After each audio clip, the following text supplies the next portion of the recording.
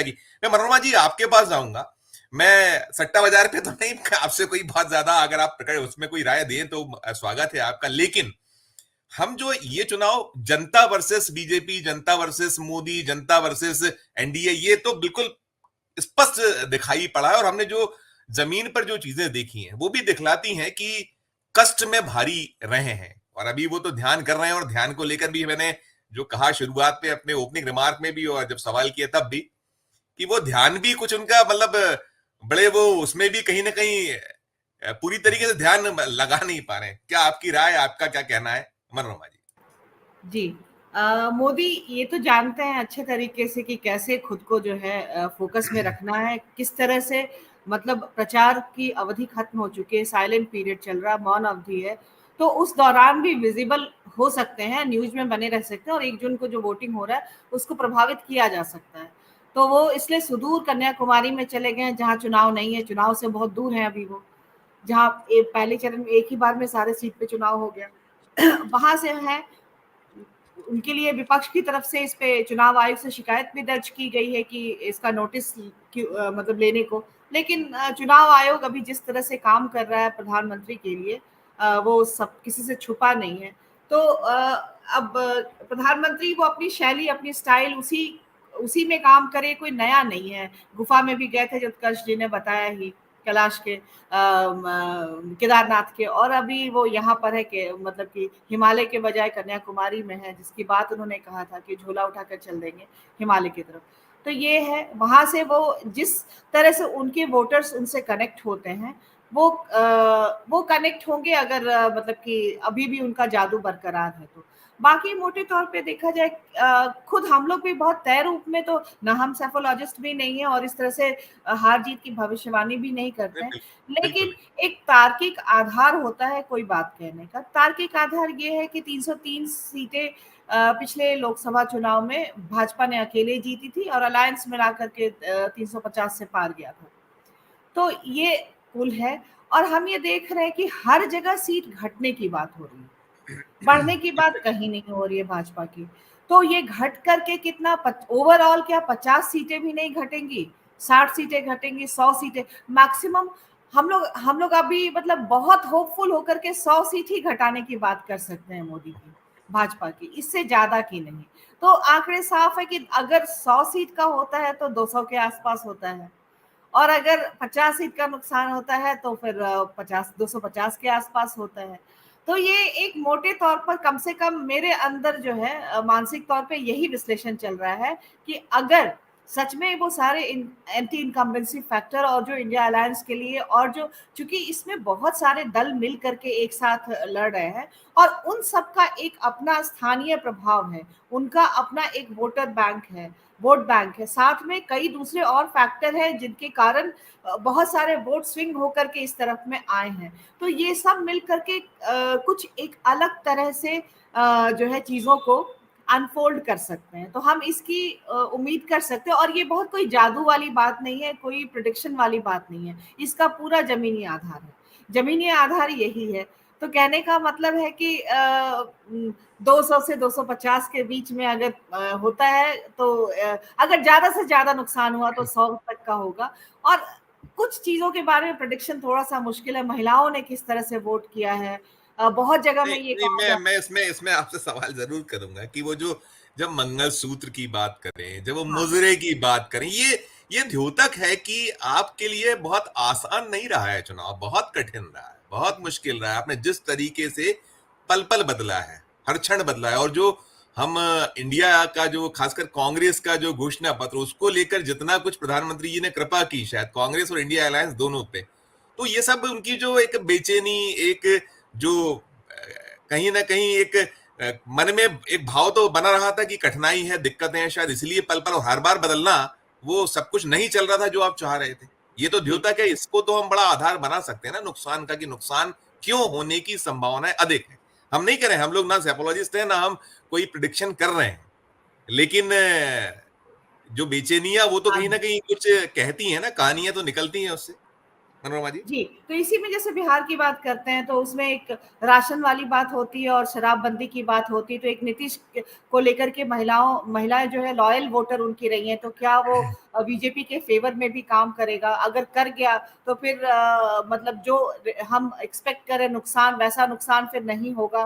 तो ये तमाम चीजें इसके साथ जुड़ती है। दूसरा ये एक मैंने ये भी अपने ऑब्जर्वेशन में देखा है कि जो मिडिल क्लास खाता पीता बढ़िया से सेटल्ड मिडिल क्लास है, उसको किन्हीं सब बातों से फर्क, मतलब उसमें बहुत कम परसेंटेज है जिसमें स्विंग होगा कि वो अपनी लॉयल्टी छोड़े।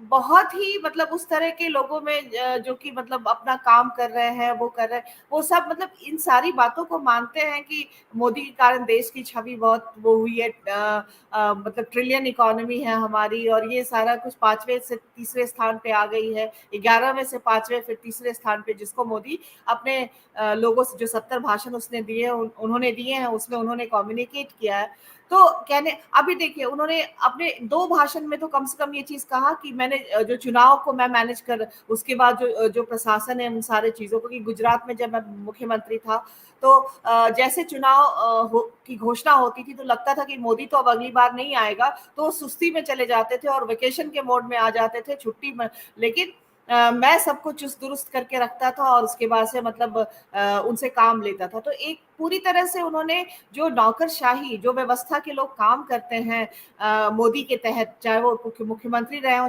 चाहे प्रधानमंत्री, तो उनकी कार्यक्षमता, उनकी काम करने की शैली पे इन्होंने सवालिया निशान लगाया कि चुनाव की घोषणा होते के साथ जो हमारी नौकरशाही है वो मतलब वेकेशन मोड में चली जाती है। लेकिन देखिए यहाँ से एक नौकरशाह ने इसके खिलाफ कुछ नहीं बोला होगा कि हाँ, मतलब कितना बड़ा बयान है वैसे देखा जाए तो, ये पूरी नौकरशाही पे कि अगर देश में चुनाव की घोषणा होते के साथ यहाँ की नौकरशाही सोने चली जाती है, वेकेशन के मोड में चली जाती है और मस्ती करने लगती है, काम कोई नहीं करता है।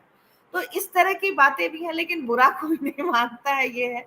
तो देखते हैं कैसे क्या होता है, लेकिन बहुत तय रूप में जो ये स्विंग किस बड़े स्तर पे असर करेगा और इंडिया अलायंस के फेवर में, गवर्नमेंट बनाने के फेवर में, हालांकि अब देखिए मल्लिका, कल कांग्रेस की बैठक होने जा रही है चुनाव के साथ साथ, कल मतदान का एक चरण है, आखिरी चरण है और कांग्रेस की बैठक भी होगी। उस बैठक में मेनली जो है मुख्य तौर पे जो है वो बूथ कैप्चरिंग और जो गड़बड़ी है उससे गिनती के, लेकिन बात एक प्रधानमंत्री कौन बन सकता है इसकी भी बात हो रही है कि कौन, क्या मल्लिकार्जुन खड़गे बनेंगे या, तो इस तरह की चीजें हैं। लेकिन निश्चित रूप से टैली तो सुधरने वाली उनकी है, कांग्रेस की सुधरने वाली है टैली, और जो इंडिया अलायंस की तमाम पार्टीज हैं उनकी टैली सुधरने वाली है, ये तय रूप से है। और यही अंत में जो है ये किस स्तर तक सुधरता है ये सब कुछ तय करेगा।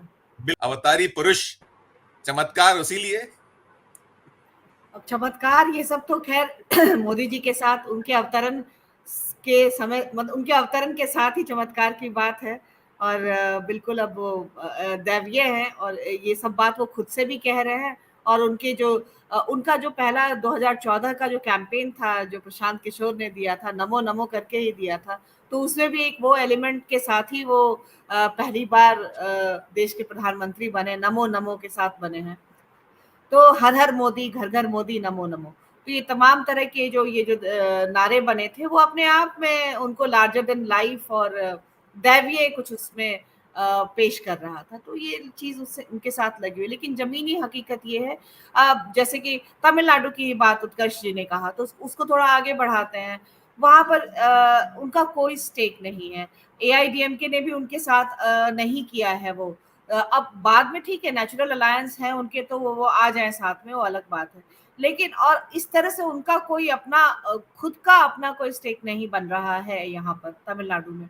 तो देख ही रहे हैं आप, कर्नाटक में भी मैं नुकसान की कर्नाटक बात कर्नाटक आ रहा था आज, तो सरेंडर मतलब उनको हो ही गए वो जो जिनको लेकर मोदी जी ने मंच पर जो चीजें कही थी वो अंततः हाँ, आज उनकी को पुलिस ने गिरफ्त में ले लिया है अपने गिरफ्तार किया बिल्कुल। साइड। जी जी तो जी। हाँ, तो वो है।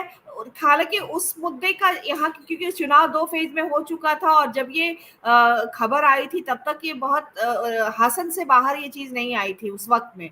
तो तीसरे फेज के कुछ सीटों पे जो कि उतना प्रभाव नहीं डालेगा, उस सीट पे रेवन्ना का मसला, तो वो एक जो अपने जो इंडिया गठबंधन की अभी की सरकार, सॉरी कांग्रेस की अभी की अपनी सरकार है, उनका गारंटी प्रोग्राम है, मल्लिकार्जुन खड़गे खड़गे की एक छवि और प्लस उसके बाद से सिद्धारमैया की छवि और ये सारा चीजें वो और खास तौर पर भारत जोड़ो यात्रा के दौरान जो राहुल गांधी का अपना एक संपर्क संवाद जो हुआ है कर्नाटक के लोगों में।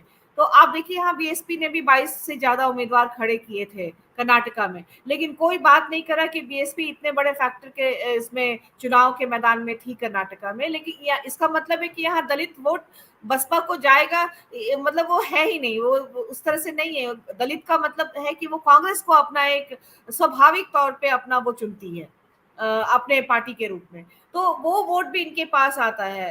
ये सारा फैक्टर है यहाँ पर। तो इसको लेकर के कि वो जो पिछला जो उनकी सफलता थी उसको नहीं दोहराएंगे। आपका इधर केरल की बात सब जानते ही हैं, केरल में भी अभी तक उनका एनरोड नहीं हो पाया है। तो थोड़ा बहुत जो सीट उनको जो 30 सीट यहाँ से जो टोटल मिली थी उसमें अकेले इधर 25 सीट मिल गई थी कर्नाटका से, और 5 सीट जो इस तरफ में आंध्रा और तेलंगाना का जो था उसमें आप जितना देख लीजिए जो आ जाए, तो 30 सीट से सीधे सीधे आप उसको घटा करके 15 कर सकते हैं, जो इनको इधर के राज्यों से, साउथ के राज्यों से मिला था।